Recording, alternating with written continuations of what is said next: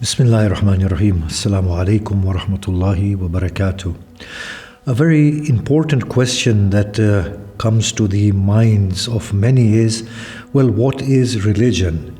Is it a full way of life in the sense that it tells us about our origin, about our destiny, about societal norms, so that religion is a full packaged way of life, and we do not need to look at any other forms of systems like communism, socialism, or any other form of politics apart from the Islamic politics.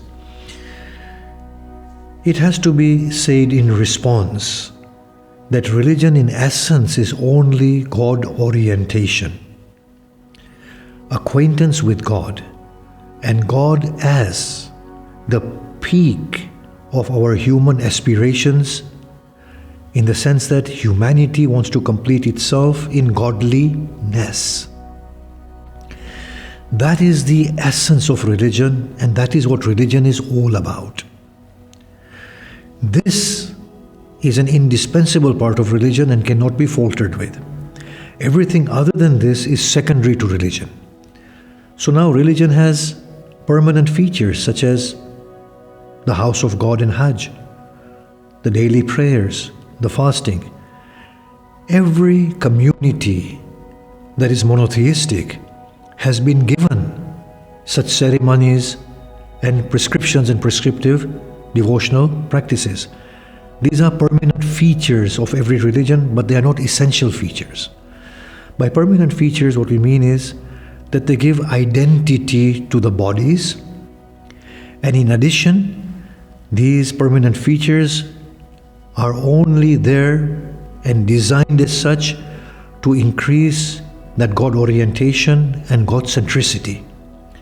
So they serve a multiple purpose of giving identity, a communal identity, and also allowing the inner being to be in line with the essence of religion, which is God alignment and God centricity and want of emerging in godliness. Other than that is nothing to do with religion. And for religion to inform us about societal interactional law is seen as an intervention of religion in accordance with the existential aptitudes of the community that religion was dealing with at the time. But the beauty about religious intervention by giving societal law is that religion always leaves the essence of the law within the law, so that we know that once the existential aptitudes change, we have to redesign and reformulate that societal norm in accordance with the essence that the religion has pointed out. Let's explain this more.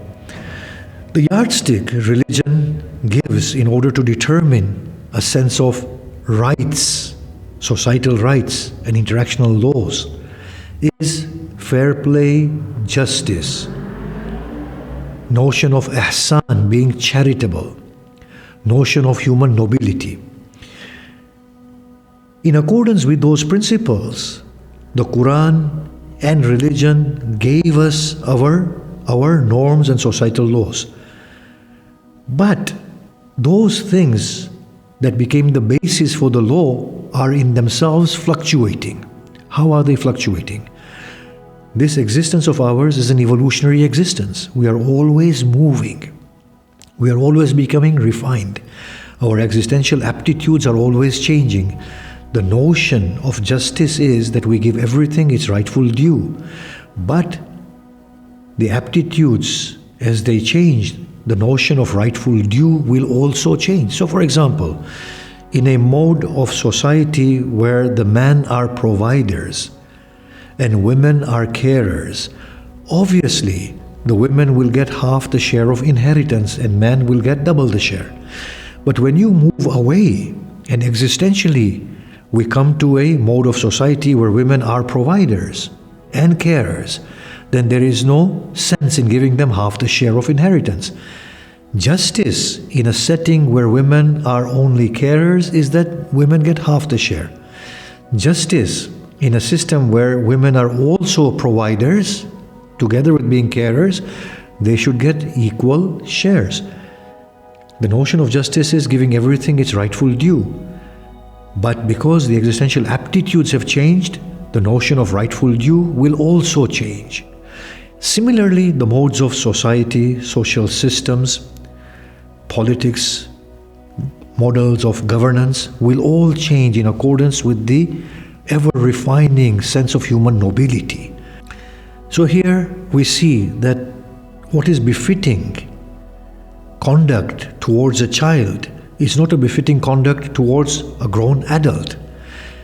At the level of a child, we can interact with a child at a level that is befitting for the child. We can tell a child off. But when that child grows into a mature adult, we will have to reason with them.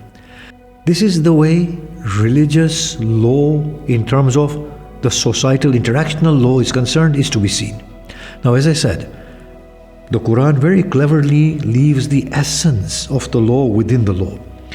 When you come to the whole notion of bearing witnesses, Surah Baqarah says, take one man, and if you do not find another man, ask two women to bear witness, so that if a woman were to forget, then the other one can remind her. This is in accordance, is a very pragmatic approach Quran takes in accordance with the aptitudes of people, their strengths and weaknesses. Because back in the day, the women were not accustomed to retaining knowledge. The essence here is accuracy of testimonials. Now, if we come to the world at present, where women are highly educated, we do not need another woman to remind her of the information that she has absorbed. And therefore, one woman will suffice in place of one man. Similarly, if you look at the rule of that men have authority over women, الرجال قوامون على النساء بما فضل الله بعضهم على بعض, that men have this authority over women in accordance with what grace God has given to some over others, we will see that that was a law contingent on the existential state of the society. Because men were providers, they were the people who fought, went to expedition, who did the hard labor, for they had that fadl, grace of the sheer bodily strength.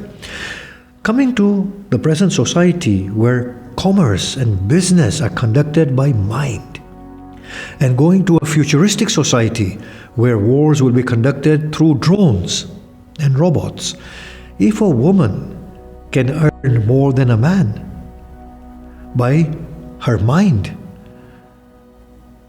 and if a woman can fly a drone better than a man, then the fadl of Allah is either equally shared between a man and a woman, or it is greater with a woman and less with a man, for example. In which case, the whole issue of qiwam, authority of maintenance, will either become equal or change hands totally.